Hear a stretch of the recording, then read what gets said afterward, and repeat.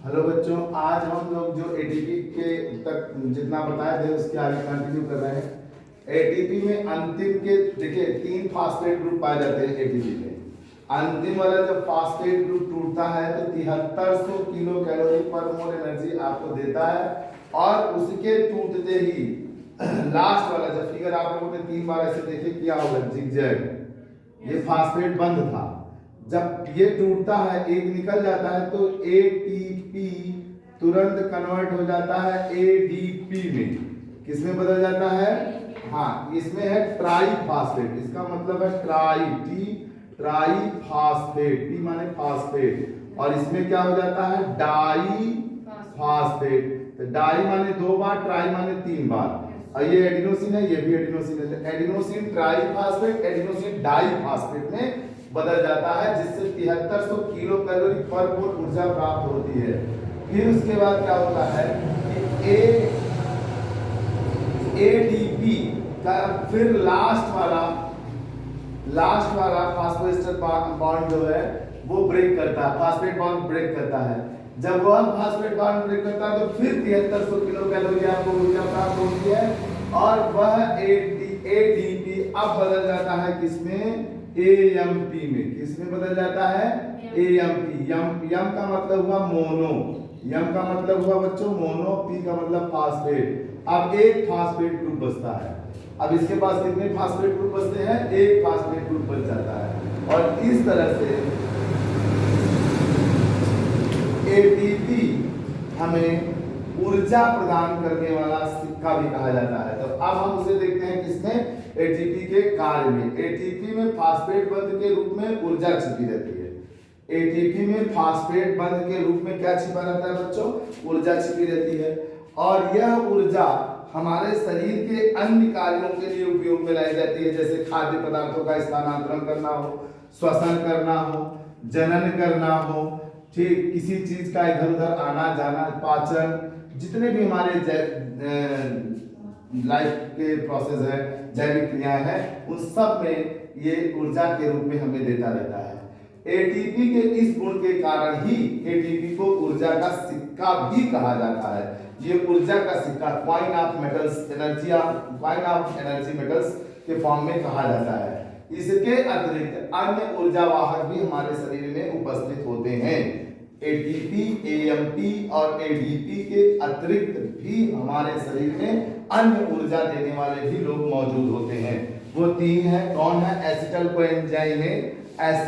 कोएंजाइमे, दूसरा है guanosine triphosphate, और तीसरा है निकोटिनामाइड एडेनिन डाई न्यूक्लियोटाइड, जिसे शॉर्टकट में हम एनएडी कहते हैं। जिसे शॉर्टकट में हम क्या कहते हैं?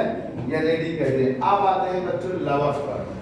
यहाँ पर इस तरह से हमारा एक टीपी का कार्य समाप्त हो जाता है। अब आता है लवक। लवक क्या है? कोशिका में वह पदार्थ पाया जाए, कोशिका के अंदर, जो पेड़ पौधों में रंगों का निर्धारण करता है, वह क्या कहलाता है? लवक। रंग, जैसे हमारा शरीर कैसा है? सांवला है। तो हमारे शरीर सांवला है, जिसका मतलब हमारे शरीर में क्या है? मिलेनिन है। क्या है? मिलेनिन। हमारे अंदर लवक नहीं पाया जाता, जंतुओं में लवक नहीं पाया जाता है, बैक्टीरिया में लवक नहीं पाया जाता, नीली हरी शैवाल में लवक नहीं पाया जाता है। लेकिन जंतुओं और बैक्टीरिया में क्या पाए जाते हैं? मिलेनिन। क्या नाम से जानेंगे आप? मिलेनिन। मिलेनिन ही हमारे शरीर में गोरा काला बनाता है।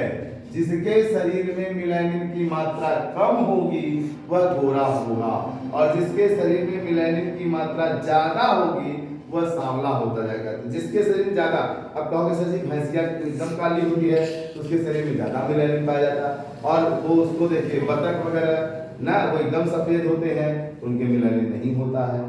समझ में आया? जरा ध्यान दीजिएगा। लेकिन इसके फायदे भी हैं। जिनके शरीर में मिलेनिन की मात्रा कम रहती है, जिनके शरीर में मिलेनिन की मात्रा कम रहती है, गोरे रहते हैं, उनके चेहरे पर झाइयां पड़ने के चांस बढ़ जाते हैं। उनके चेहरे पर झाइयां पड़ने के चांस बढ़ जाते हैं, और त्वचा कैंसर होने के भी चांस बढ़ जाते हैं। त्वचा कैंसर भी हो सकती है, संभावना होती है। लेकिन जो सांवले और काले लोग हैं उनके शरीर पर ऐसा नहीं होता। और मिलेनिन का निर्माण हमारी शरीर सूर्य के प्रकाश को लेकर स्वयं बना लेती है।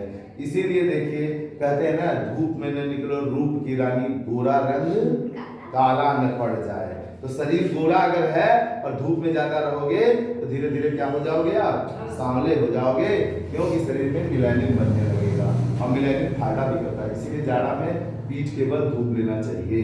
ठीक, समझ में आया? अब आइए, पौधों में जो रंग का निर्धारण करता है उसका क्या नाम है, लवक। उसका क्या नाम है, लवक। जैसे जैसे पत्तियां पहले हरी होती हैं, फिर बाद में सूख के पीली भी हो जाती हैं। जैसे नींबू है, पहले हरा होता है, बाद में पीला होता है। आम है, हरा है, पीला होता है। मिर्ची हरी होती है, लाल होती है। टमाटर हरा होता है, फिर लाल या पीला होता है। इस तरह से जो कलर बदलते हैं, गाजर का लाल होना ना, मूली का सफेद होना, चुकंदर का लाल होना, ये सब कलर, पालक की पत्ती का हरा होना, चौलाई का हरा होना, नेनुआ का हरा होना, ये सब का निर्धारण कौन करता है, लवक करता है। कौन करता है, लवक। फूल जो रंग बिरंगे होते हैं उन सब का निर्धारण लवक ही करता है। लेकिन लवक होता कैसा है, गोल चपटे आकार का कोशिकांग है, जो केवल और केवल वनस्पतियों में पाया जाता है, जंतु में भूल के भी मत कहिएगा। ठीक, जंतु कोशिका जीवाणु नीली हरी शैवाल में यह नहीं पाया जाता, लिखा दिया। 1865 में हेकल नाम के वैज्ञानिक ने सबसे पहले इसकी खोज की, जबकि सिम्फर नाम के वैज्ञानिक ने इसका नाम लवक रखा। अब आता है लवक के प्रकार। लवक कुल कितने प्रकार के होते हैं, तो लवक कुल 3 प्रकार के होते हैं। लवक कुल कितने प्रकार के होते हैं, 3 प्रकार के। वर्णी लवक जिसको क्रोमोप्लास्ट कहते हैं, अवर्णी लवक ल्यूकोप्लास्ट कहते हैं, हरित लवक क्लोरोप्लास्ट कहते हैं। वर्णी लवक क्रोमोप्लास्ट क्या होता है, हरे रंग को छोड़कर अन्य सभी रंग कौन निर्धारित करता है, वर्ण। हरा रंग छोड़ दो बस, बाकी जितने भी कलर हैं सब ये निर्धारित करता है। ये पुष्प और फलों में पाए जाते हैं। अधिकतर कहाँ पाए जाते हैं, पुष्प और फलों में। अवर्णी लवक ल्यूकोप्लास्ट यह रंगहीन होता है। यह कैसा होता है, रंगहीन, कलरलेस। ये पाया कहाँ जाता है, जड़ों में। जो पेड़ पौधों की जड़ें कहाँ होती हैं, मिट्टी के नीचे। इसीलिए आलू भी देखिए क्या रहता है, जब खोद के निकालिए तो हरा से वो सफेद हो चुका होता है, देखिए है ना। जब तक हरा रहता है समझ लीजिए उसमें हरित लवक पाया जा रहा है, लेकिन जैसे ही हरा से वो दूसरे कलर बदलता है उसमें समझ लीजिए क्या पाया गया, अवर्णी लवक, बदल गया हरित लवक। ऐसे ही बहुत सारी चीजों में आप देखेंगे। मूली में भी कौन सा लवक पाया जाता है, अवर्णी लवक। कौन सा पाया जाता है, तो इसलिए वो सफेद होता है ना। ठीक, इस तरह से हरित लवक में क्लोरोप्लास्ट केवल हरे रंग के लिए पाए जाते हैं। ये पत्तियों फलों में पाए जाते हैं। ठीक, शुरू जैसे आम कच्चा है तो हरा है, तो इसमें कौन पाया जाएगा, हरित लवक। कुछ की तने भी हरे होते हैं, जैसे नींबू के नया पेड़ पौधा लगाइए तो हरे रहते हैं, तो उन सब में भी ये पाए जाते हैं। इतनी बात समझ में आई, इसके आगे हम लोग नेक्स्ट टाइम पढ़ाएंगे। धन्यवाद बच्चों।